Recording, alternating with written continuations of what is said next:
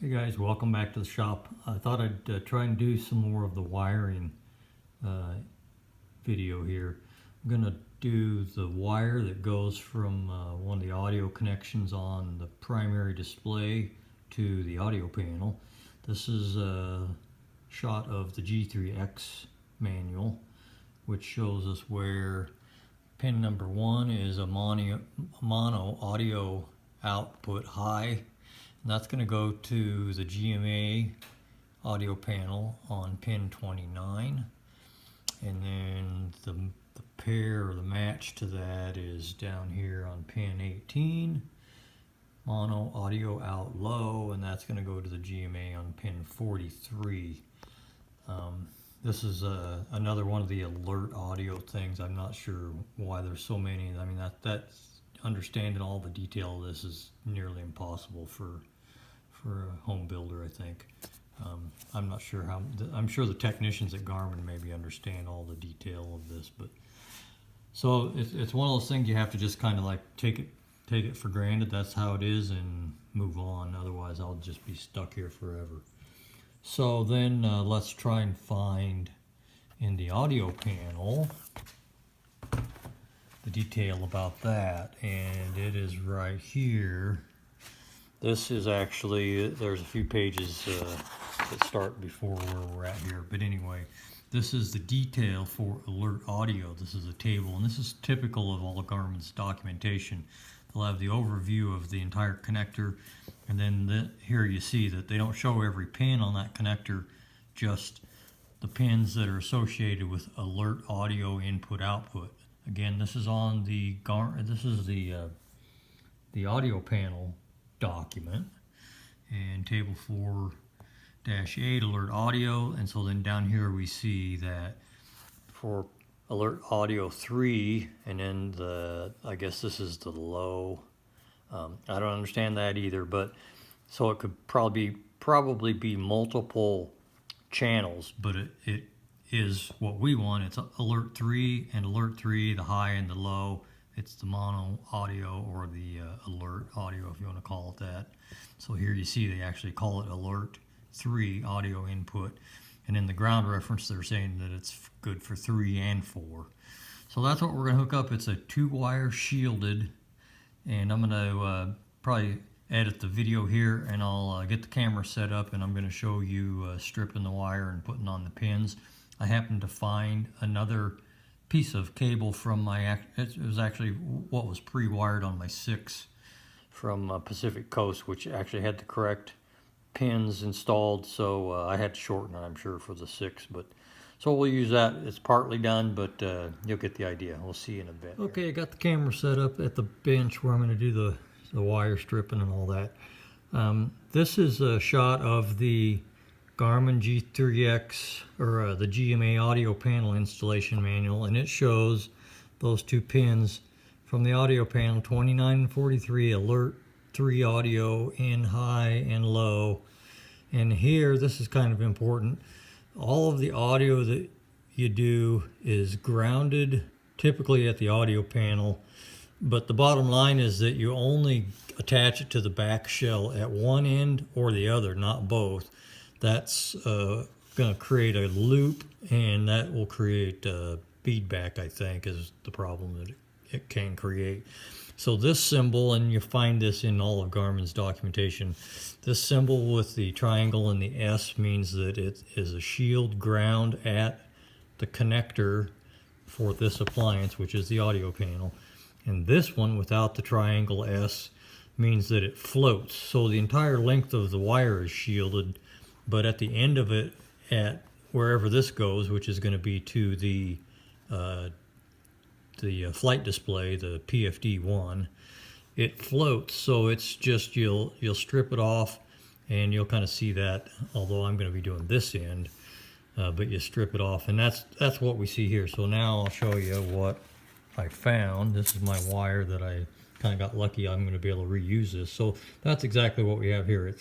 This is all 2-wire, twisted, pair, shielded, and the insulation or the shield stops in here, and then it's just covered up with heat shrink. Then we've got the blue and the white wires, and we've got the standard density male connectors on there. This is what's going to go into the connector for the flight display. And the other end I haven't done yet, so that's what we're going to do here. So this is sort of a learned skill. I just take about that much of the wire, and let me move the camera a little bit here for you. Take about that much. I'm going to trim off, I don't know what that is, 2.5, not quite, maybe 3 inches. And then with the razor blade, and it doesn't take a whole lot of force because I don't want to nick the shield underneath of there, but I just kind of go around it enough to break that outer shell. Then I twist it like that so it cracks it open. I pull on it a little bit. It doesn't come off there, and I've never found a good way. Everything I've seen, people just do it like I'm going to do here. So then I lay it down on the cutting board, and I put the point of the razor blade in there, and I choke way up on it with my fingers like that. You can't even hardly see the blade. That my finger and thumb are what's guiding it over the wire to keep it centered, and then I just push down just enough so that it's gonna cut that plastic shield or that outer shell. And then you can see there I've got it started. Probably pushed a little bit hard there, but it's not I don't think it's a big deal. You just want to not destroy the shield so much that it fails. So now what I'm going to do is grab it about right there and push it back a little bit on itself like that so it balloons out. And then I'm going to get my pick and kind of unthreaded or whatever you call it here. And this is kind of hard for me, kind of looking through the camera and then kind of not. But so I'm putting the pick in here right at the end of the plastic insulation, trying to make a hole where I can see the wires underneath of there. And I don't want to damage that shield, so I'm just kind of pulling it to one side and making a little bit of a window where I can see in there. And then I'm going to fold it over like that and keep working those shield wires off of the conductors so that I can pull the conductors out of there. And I'm just trying to pull the shields all off of it and around it so that the conductors are exposed. And then sometimes you can push up on them and get them to start to come out. And then other times I just have to take my little needle nose pliers and carefully grab it and start working it back out of there. So I'm not having any luck getting them to move yet. So let me grab the needle nose, and I just use this pair of small needle nose. And I'm going to grab one of them, trying not to pinch it too hard and just kind of pulling it out like that. So I pull out one of them. Usually that makes it easier to get the second one. There's a little piece of paper in here that identifies the wire, and you can get rid of that.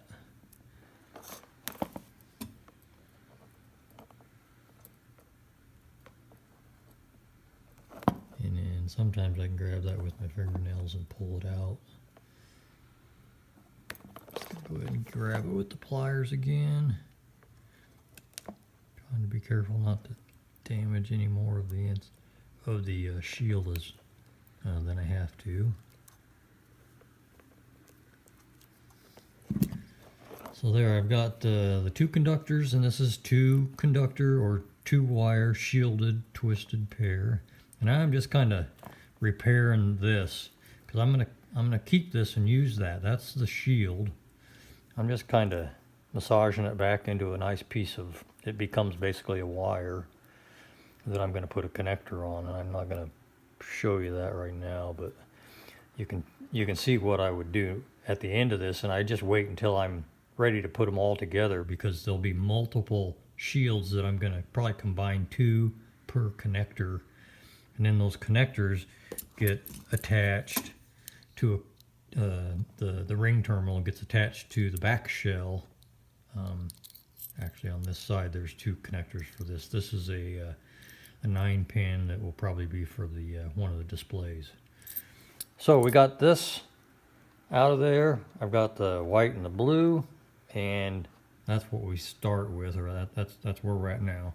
So now I'm going to strip these two off and put on the two high density male pins. That's what goes into the connector on the audio panel. So I think I showed a little bit of this the other day. And this is 22 gauge. So I'm just poking that through there just enough to give me the right length that I want. If you can see that. That looks about right. And I usually just do them one at a time. That way I don't mess it up. If I stripped them both and then you bang into it, bump it, it will kind of fray out the wire. I think I got it a little bit long. Yeah, can you see that? It's a hair long, so the connector doesn't butt up against the insulation. I like it to just go up to the insulation, so I'm a hair long there. I'm going to put them back together like that and make sure they're about the same length, and I'm going to just trim back both of them at the same time so they're both the same length. So I'm going to nip off just a hair of both of them. And then I'll put the connector on again. It's hard for me to see because I normally am looking through my magnifier light. Alright, I got one on there. So now you can see that it butts up nice against the vinyl insulation. So now we're going to crimp it on there.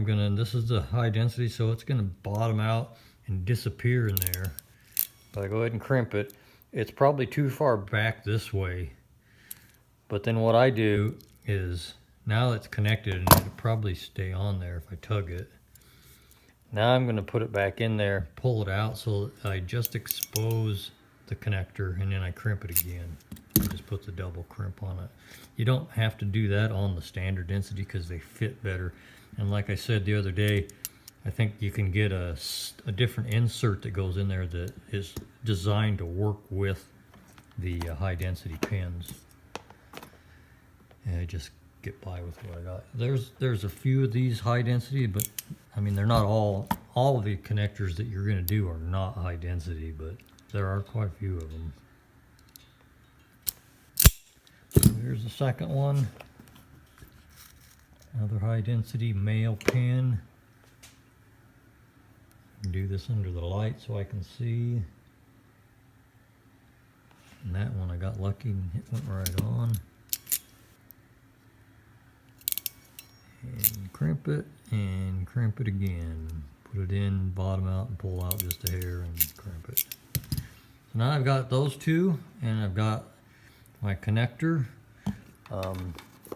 One thing I don't know if I showed you, and I'll do this off camera. I think we're pretty much done here, but I made this label before I started the video, which describes this is the G3X end of this wire. So there's the two standard high density or standard density female pins. It's floating here, and then I labeled it audio out, which that's what it is at the flight display of the G3X. And then my convention is blue, white, and then pin number 1 is blue and pin number 18 is white. So if I want to look at that sometime, I can see what it is and where it's supposed to go. So when I plug that into the connector, that's what I'll use to make sure I'm getting in the right spot. So I'll make another label for this other end and put it on before I do anything else. And it'll have a similar convention, but it'll be the 2943 or whatever the two pin colors were. So it'll be 2943 and blue, white to identify this end, which is going to go to the audio panel. I'll set the camera up over here and I'll show you inserting this into the G3X screen. So alright, so I'm set up here at the connector. I had to move the camera around just because this is where things are at on the bench. And you're probably not going to be able to see this, but at the back of this connector is labeled. This is going to be pin 1 in the upper left corner, and pin 18 is right below it. And so that's what we've got here for the audio out. Blue goes into pin 1 and white goes into pin 18. And this part's pretty easy to do. Usually I don't need the insertion tool for this. Once in a while you would, but so I'm just lining them up. Blue is going to go in the upper left corner and white down below. I hope you can see what I'm doing here. And right there I got them started. And then I kind of double check that I'm in the right spot and I got the right colors. So blue goes up in the upper left and white goes below it. That's the blue white 118. They're not seated in there yet. You can see they're sticking out, but now I can grab them up close, wiggle them a little bit and push them, and they kind of click in there and you would feel that, and then you can tug on it and it'll not come out. That's all there is to that. Then you can see here, this is a shield. And I'll actually have to check this to make sure that all these are required here. If they're not required, I'll end up clipping them off and covering them. But this is the ground or the shield drain. And I'll twist a couple of these together, probably 2 to a pair. I'll twist them and I'll slide a ring terminal over those 2 wires. And then that ring terminal will get attached to the back shell of a connector like this. So it would go into one of these holes here with I used little cap screws for that. But that's it for now. Be sure and post a question if you've got them. I hope this helps somebody. It probably helps me. I'll review some of this stuff and go back through it. But probably continue, and we'll see what we do next. See you next time.